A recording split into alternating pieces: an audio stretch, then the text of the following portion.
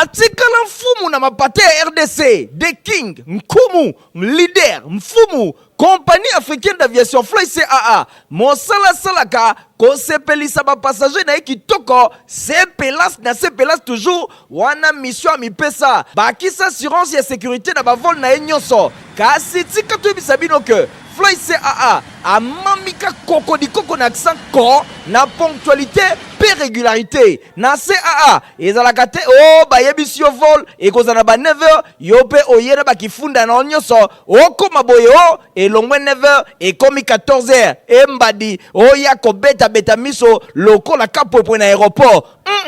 awa soki balobi 9h etikali 9h koya na yo kutu retard te po okolelebele pamba ponctualité nde affaire na bango et bongo côté régularité kutu tika na yo pardon po ba vol erataka te na ba fréquence nyonso ya ba différents vols na ba différentes destinations et ezalaka respecté kitoko. Fly CAA mojalisi bana mboka na bapaya esi bandima yo mfumu The King. Infolinga ya journal ya pepe yango e bandimbo telamino bisika bozwa mito fongo basango na biso pour kotalisa sabino ke avant akende na Nouakchott chef de l'état Félix Antoine Tshisekedi Tshilombo a séjourné ki na Lomé capitale ya Togo et pa wapi abetaki masolo na homologue na Fort Nyasigwe héritier mapinemi apesi mino ba détail. Renforcement et coopération entre RDC na Togo yango ezalaki na centre ya masolo entre président Tshisekedi et Longona président Fort Nyasigwe. Bosimbake président Félix Antoine Tshisekedi Tshilombo akomaki kuna mercredi na Lomé capitale ya Togo pour na visite moko éclair ayambamaki na homologue na Fort Nyasigwe. Le deux chefs d'état bango ba betaki masolo pendant une heure. Katina yango ba abordaki ba question etali coopération entre bamboka nyonso mibale. Président Tshisekedi pe Fort Nyasigwe balobelaki nécessité ya kokolisa pe ko renforcer ba lien historique pe ya fraternité oyo ezali entre peuple togolais na peuple congolais. Na suka ya après-midi, président ya République démocratique du Congo Félix Antoine Tshisekedi Tshilombo atikaki mabele ya Togo destination na ye ezalaki Nouakchott capitale ya Mauritanie pour na séjour ya 48 heures. Sur place chef d'état Félix Antoine Tshisekedi Tshilombo esengelaki abeta masolo na homologue na ye Gazwani président en exercice ya Union africaine pe akoza na ba séance de travail na ba cadre mosusu oyo ba participer na ba mission na bango. Chef de l'État Félix Antoine Tshisekedi Tshilombo a komaki mercredi 27 avril na Nouakchott capitale ya Mauritanie et pa wapi ayambamaki et pa ya homologue na yepo na visite ya 48 heures encore une fois de plus héritier mapindemi. Après Lomé, capitale ya Togo, président Félix Antoine Tshisekedi Tshilombo a komaki na Nouakchott, capitale ya Mauritanie, pour na visite ya mosala ya 48 heures na bokiti na ye na avion, ayambamaki na homologue na ye Mohamed Ould Ghazouani, président de la République ya Mauritanie, pe président en exercice ya Union africaine. Après cause ba honneur militaire et alekaki en revue ba troupe nyonso ba salutation et pesamaki na ba délégation respective ba chef d'état mibale ba se retiraki pour na quelques minutes na salon présidentiel ya aéroport pour na bokutani ya liboso na ebandeli ya pokwa ba président Félix Tshisekedi elongona Mohamed Ould Ghazouani ba betaki masolo pendant une heure. Il a ndisamaki na séance de travail élargie na ba délégation respective na bango. Ba deux chefs d'état balobela ki mingi crise sécuritaire na est et République démocratique du Congo pe coopération bilatérale multisectorielle entre Congo et Longona Mauritanie balingi kokolisa ba relation oyo mingi na domaine ya commerce pêche pe éducation pona oyo etali insécurité na est et République démocratique du Congo. Président mauritanien président en exercice ya Union africaine a promettre soutien diplomatique constant il y a processus de paix à Luanda, paix à Nairobi, pour na kozongisa kimia pe sécurité na est et RDC. Boye vice-premier ministre et ministre ya ba affaires étrangères Christophe Lutundula et longona au représentant ya chef de l'État Serge Tshibangu ba participa ki na masolo oyo. Bo simba ke visite d'amitié pe ya travail oyo ya président Tshisekedi na Mauritanie ezali première visite depuis avènement na pouvoir ezali bongo deuxième président ya RDC ayeba na konyata mabele ya Mauritanie après Maréchal Mobutu en 1973. Na soir pour Mathieu Bosimba, que Premier ministre Jean-Michel Sama Lukonde Kenge a présidé qui mercredi 27 mars na immeuble ya gouvernement réunion ya comité ya conjoncture économique. Selon ministre d'État na charge ya budget Aimé Boji a sali compte rendu ya réunion et pas ya pesala qui question ya ko assurer exécution ya gouvernement pe ba partenaire ya fait pe ba mesure ya accompagnement ya franc congolais kuna ba épingler ba mesure na lombango oyo ezali ko s'imposer to moni bongo oyo ezo viser pona ko inciter ba consommateur ya ko utiliser mingi franc congolais locaux la monnaie de référence. Balobela qui peut mise en disposition ya ba terminaux ya paiement na ba supermarché pe na balie ya commerce pour na ko permettre ete ba consommateur baye ba solo na ko utiliser franc congolais pe lisusu ba évoquer ba mesure ya qualité contre fraude douanière oyo ezali ko impacter na taux ya change pe lisusu ba mesure progressive ya kotia na place pour na ko formaliser économie congolaise oyo ezali dominé na économie informelle bo simbake délégation ya fait que oyo bazomaki na réunion oyo batalisi esengo na bango pamba te balo batalisi ndege gouvernement aza déterminé ya ko travailler na bango elongo neti ba partenaire principal na gestion ya ba principal économique oyo ezali lié na stabilité ya marché ya change pe lisusu production interne diversification ya économie pe production ya économie ya pays ba politique gouvernementale oyo nyonso ezali ko nécessité accompagnement ya fédération ya ba entreprise ya Congo na oyo etali examen ya évolution ya ba indicateur macroéconomique bosimba ke stabilité relative ya taux ya change par rapport ya semaine ezali ko ya indicatif nango ezali légère na appréciation franc congolais ezako se négocier 2754 contre $1 américain pena oyo etali ba réserve ya change bo noter que eza très légère na amélioration ba situé que 5,71 millions de dollars américains eza ko représenter 11,87 semaines ya importation ya ba bien pe service ya ba ressources propres ya gouvernement bo simba ke ba membre ya comité ya conjoncture économique ba analyser situation économique internationale na sujet oyo bon noter que publication il y a le 21 mars 2024 rapport il y a CNUCD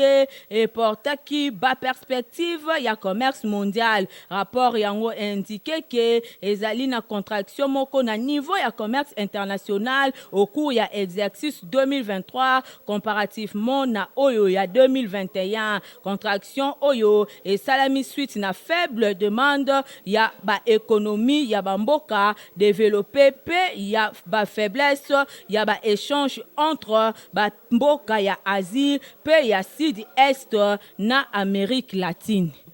Président de la Commission électorale nationale indépendante Denis Kadima a Koumisi Misala ya mission d'observation ya AECF Sadek Oyo et Salemaki na RDC pembeni ya ba élection mosusu ya le 20 décembre 2023 Stéphane Skande héritier Mapinde.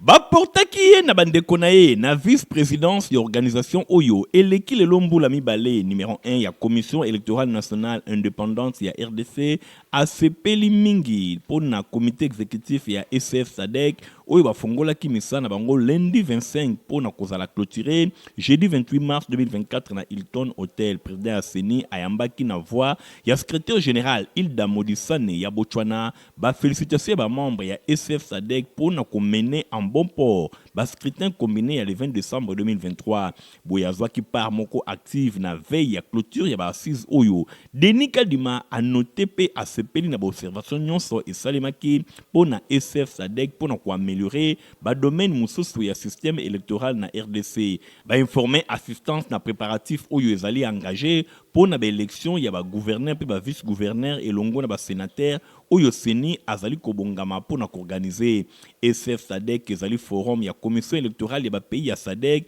oyo ezali bongo na 15 pays mbula eleki institution oyo et célébraki quart de siècle na Cape Town na Afrique du Sud. Ponaye alobi ezali moment moko makasi pambate 25 ans yango ezalaki créé ezalaki parmi ba fondateurs oyo lelo azali ko se retrouver wana a mingi alobi mingi ba membre ya réunion ya comité ya gestion pendant que yemoko azali ko diriger seni na RDC ezali un grand honneur pona Denis Kadima pe ezali eloko ya ko encourager yango elakisi vision oyo bazalaki nango na époque na 1998 ezali ko consolider lelo ndenge ba réunion statutaire ezali ko salema ba activité ya ba commission électorale pour na ko améliorer façon ya ko travailler ya SF SADC awa ba élection générale ya décembre ezalaki bongo na collaboration pe na contact permanent ya SF SADC ndenge atalisi ba pesaki ba conseil moko ya malamu pe basalaki makambo ndenge elongo bani abakisi lisusu ezali esengo pona bango komona corps oyo ezali kozala consolider tango nyonso mbula mibale eleki azalaki eli vice-président ya forum amonike azali kotalisa RDC ezali kozala reconnu na bamboka mosusu pe ba mission mosusu d'observation électorale bango ba apprécier musala oyo esalemaki ndenge Denis Kadima atalisi. Président de la Commission électorale nationale indépendante a talisi engagement équipe nae pour na kokoba na nzela wana ya observation nyonso oyo ekoza la prise en compte pour na ko s'améliorer bo simba ke nyonso ba identifier ba domaine oyo nyonso esengeli be fort eye bana ko salema bo simba ke directeur général ya élection ya référendum ya commission électorale ya Namibie Peter Chama assisté na Hilda Modisane ya Botswana bango bafongola ki lundi 25 mars 2024 kuna na réunion na bango na comité exécutif SF SADC na première rencontre au ya année 2024 ezali suite ya tenu ya le 10 octobre 2023 na Johannesburg na Afrique du Sud batu va participer qui secrétaire national ya commission électorale nationale indépendante CENI Toto Mabiku Totokani, secrétaire exécutif national, adjoint Marie-Josée Kapingabondo, pe quelques directeurs ya centrale électorale ya République démocratique du Congo. Na occasion ana Toto Mabiku Totokani a talisi ba remerciement ya numéro 1 ya Seni, Denis Kadima Kazadi. A talisi pe engagement ya République démocratique du Congo pour na kosala mosala na ndenge elongo bani. SF SADC ezali organisation ezali ko regrouper ba commission électorale ya 15 pays ya SADC ndenge ezali kotalisa Angola, Botswana, Zanzibar, RDC, Lesotho, Mozambique, Zimbabwe, Malawi, Île Maurice, Namibie, Seychelles, Afrique du Sud, Eswatini, Tanzanie et Zambie. Bango bazali ko participer activement à des efforts de collaboration pour na ko renforcer le processus électoral pe ko kolisa démocratie. Proclamation, il y a un résultat, il y a deuxième trimestre, kuna la complexe scolaire Mama Pemba et Salemaki mercredi 27 mars 2024, héritier Mapinde Miladi Landou Bazaki kuna la compte info Lingala.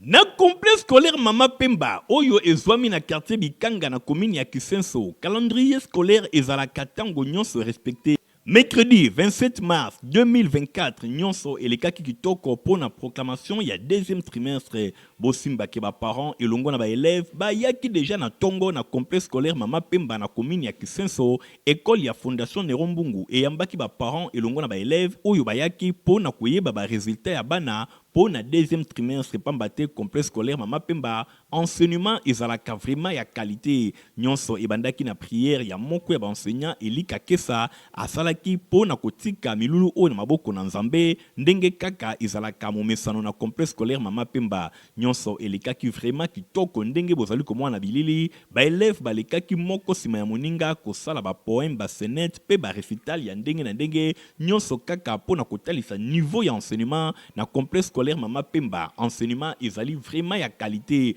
bongo na sima eyaki ngala ya proclamation ya ba résultat ba point ya bana ya école primaire ezali kotalisa niveau ya enseignement pe encadrement oyo ezali kopesama na complexe scolaire Mama Pemba école ya fondation Nerombungu ba parents ba sepelaki makasi na ba point to ba résultat oyo epesameli bana na bango na micro ya info Lingala boyo ka bango ndenge balobi d'abord na sepeli na nous pona ne ba organiser ba poète pona bana biso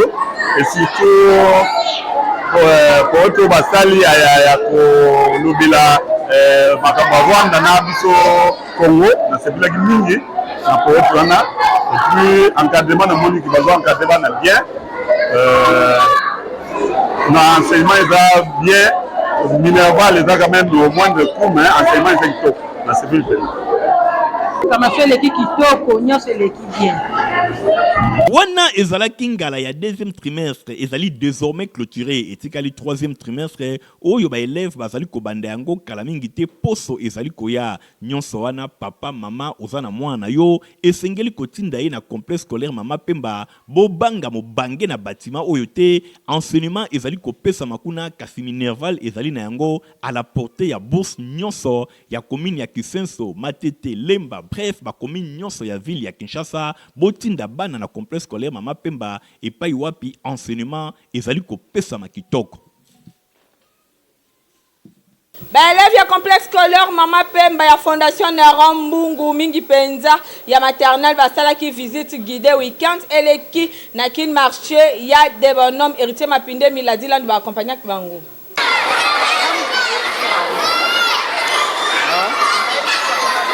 Na complexe scolaire mama pemba ba enseignement ezali kopesa manandenge ya kosakana te bosimbaka école oyo ya fondation Nerombungu ezwami na quartier Bikanga na commune ya Kisenso bana bazali koyekola na ndenge ya kosakana te week-end eleki délégation ya ba élève ya premier p deuxième maternelle ya complexe scolaire mama pemba bakendaki na supermarché oyo babengi qu'une marché ezwami na quartier des bonhommes na commune ya Matete pour na kosala visite guidée enfin que bana bakota na supermarché batala biloko ndenge ezali kotekama batala ba client ndenge bazali kokota pona kosomba nyonso wana ezali ko contribuer na enseignement ya bana oyo bazali kopesa bango na complexe scolaire mama pemba bango kuna basangisaka théorie elongo na pratique bosimba ke délégation ya ba élève oyo ekambamaki epai ya madame directrice ya complexe scolaire mama pemba Toto Kianga oyo atambusaki ba élève bisika nyonso azali kotalisa bango biloko nyonso ndenge elekaka na supermarché ba élève oyo batondisamaki na esengo pe savoir na bango ebakisamaki.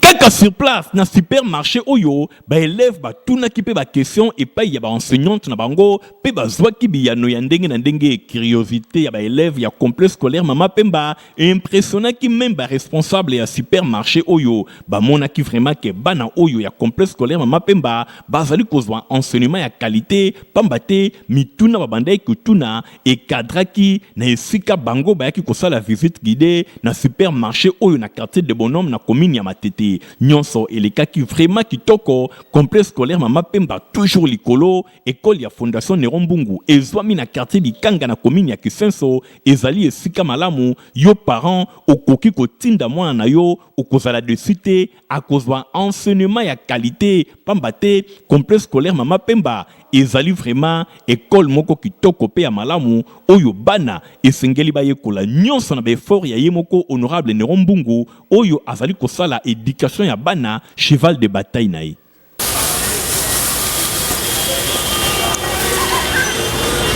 Compagnie africaine d'aviation CAA na mokuse pour l'année 2024 a présenté fait le meilleur na ba client na Michael Bristoto. Ah oui, atikala mfumu na mapate RDC, The King, Nkumu, leader, mfumu, compagnie africaine d'aviation Fly CAA, Mosala Salaka, kosepelisa ba passager na kitoko, sepelas toujours, wana mission mipesa, bakisa assurance ya sécurité na ba vol na nyonso, kasi tika tu bisabino que Fly CAA a mamika koko di koko na accent ko na ponctualité pe régularité na CAA ezalaka te o bayebisi yo vol ekozana ba 9h yo pe oyena bakifunda na nyonso okoma boye o elongwe 9h ekomi 14h embadi oya kobeta beta miso lokola kapopo na aéroport awa soki balobi 9h etikali 9h koya na yo kutu retard te po okolelebele pamba ponctualité nde affaire na bango et bongo côté régularité kutu tika na yo pardon po ba vol erataka te na ba fréquence nyonso ya ba différents vols na ba différentes destinations et ezalaka respecté kitoko. Ah, Fly CAA mojalisi bana mboka na bapaya esi bandima yo mfumu The King. Quartier Madara, kuna na commune Yansele, bazan na problème makasi na likambo etali bongo érosion. Bon na reportage oyo Yannick Musite qui peut hériter mapinde mbasale livinu. Érosion eza kokoba se kokoba population azali konyo kwa manandenge ya kosakana te banda ku ezali kokoba kokende sans solution tozali awa na badara na commune Ansele epai wapi ba tête ya érosion esi enyokola bango banda ku esi ekenda kasi population azali kokoba kobelela esika nini secours ekoki kouta secours na bango ekoki kouta kaka epai ya ba autorité oyo bakoki kosunga bango enfin que ba érosion oyo ezala combattu ndenge baleli. Pas problème érosion oyo tu comprends que ba bal visa la bien plat mandali kotina se kaka mbula liboso kaka tomelaki mbula te ezaki RT pendant 40 minutes attends tout le monde érosion salami pour quand ba 4 heures ba l'équipe bien avec ba 5 heures érosion salami le tisco tu comprendre l'érosion te ce qui ndé tu salami biso moko population tu meka ba renfort manque les ko ngombo na quartier tout ka social libulu ngomé tu ba social ndé on se ngi ba aide na bino bakonza mboka botal kamanzila o bada reza commune moko munene. Tobanzi que phénomène érosion ezali vraiment fréquent dans la commune ebele ya ville ya Kinshasa capitale ya République démocratique du Congo et pa wapi bandeko batonga bandaku na bango na pasi soki bazali tango nyonso kolela boye ezali kaka l'état asunga bango po ba perdre bandaku na bango te oyo bazwa yango na pasi. Reporter ya info linga ya journal ya pepe babeta ki tour na quartier Mikondo kuna na commune ya Kimbantseke epai wapi batel sibino ndenge population azam na difficulté makasi na likambo etali bongo mai na courant héritier mapinde miyanike musiteki. Population avandi na quartier Kayolo na commune ya Kimbantseke elongo na oyo bavandi na njili quartier 11 pont oyo bozali komona yangonde e servaka bango po na kosala ba navette de part et d'autre kasi etana yango ezali vraiment malamu te bino moko botala awa moto akoki kokatisa ndenge nini même bana oyo balukaka nzela yango po na kokende kelasi ezalaka vraiment danger etana yango ezali kosenga babongisa yango batonga pomoko ya kitoko oyo ekoki ko servir population na ndenge ya malamu pamba te ba risque ya boye botela bino moko bato ndenge bazali kokatisa na keba na passage ba reporter ya info lingala journal ya peuple boka population ndenge alobi ba bongisa siko yo bonga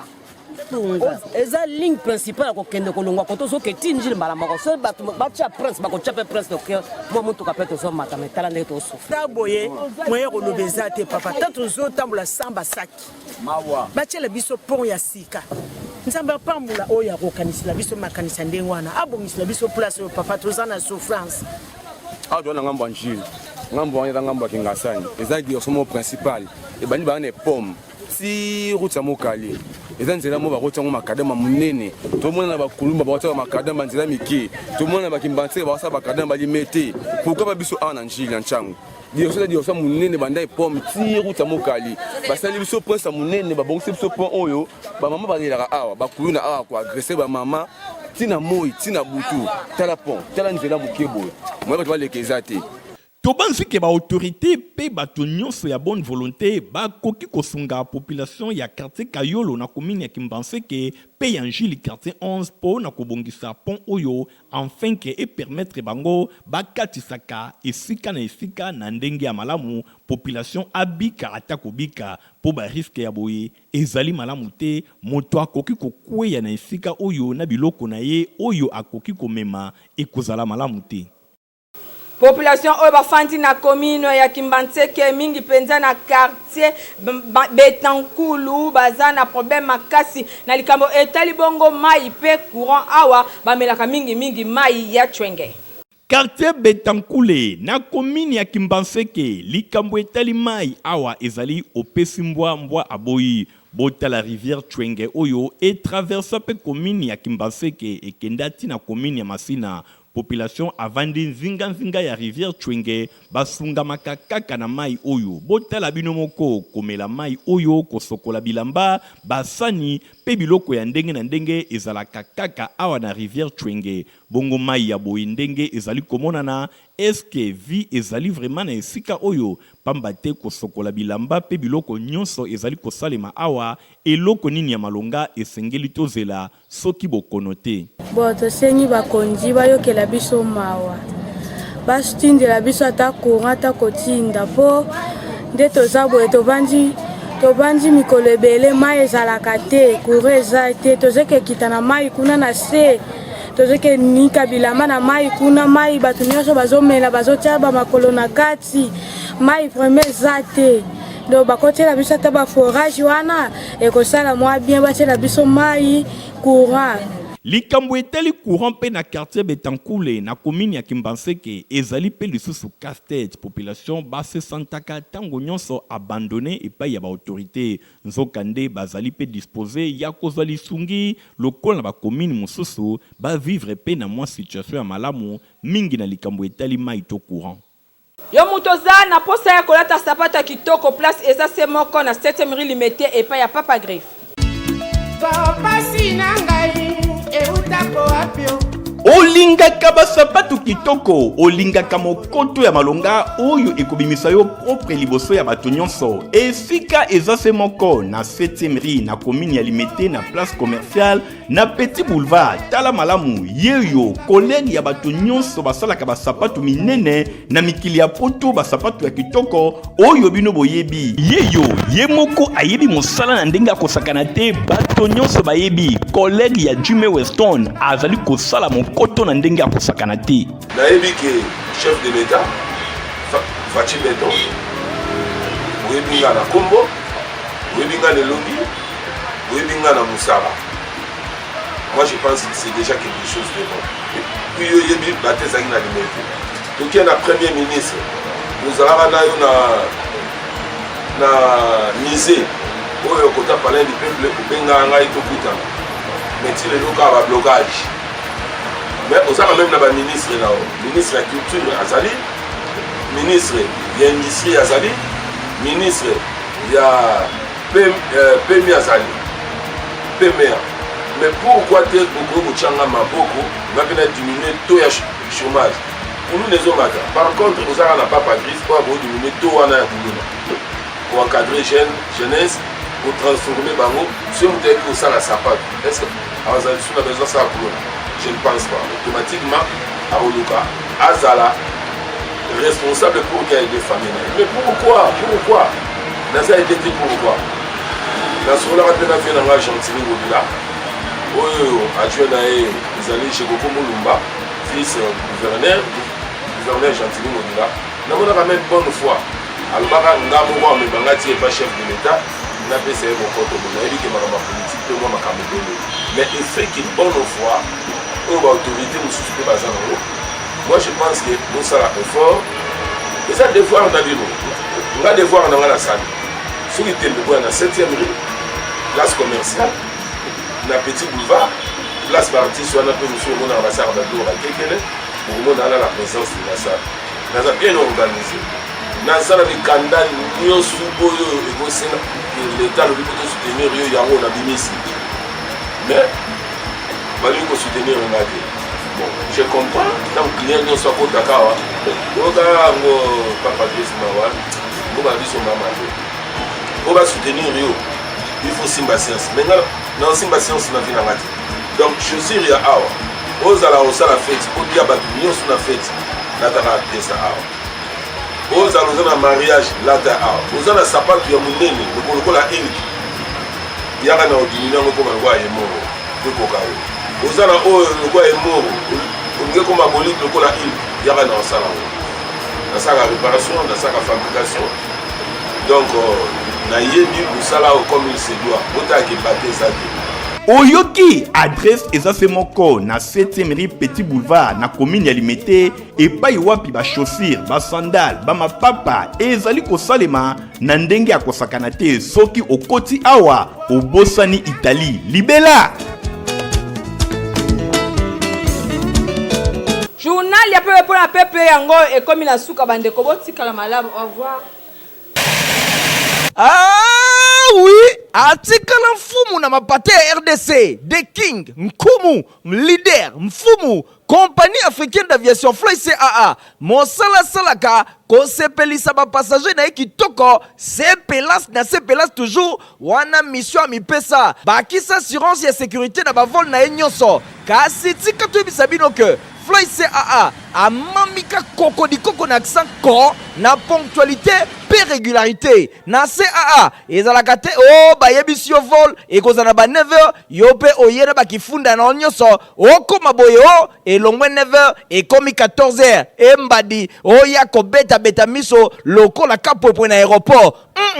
awa soki balobi 9h etikali 9h koya na yo kutu retard te po okolelebele pamba ponctualité nde affaire na bango et bongo côté régularité kutu tika na yo pardon po ba vol erataka te na ba fréquence nyonso ya ba différents vols na ba différentes destinations et ezalaka respecté kitoko.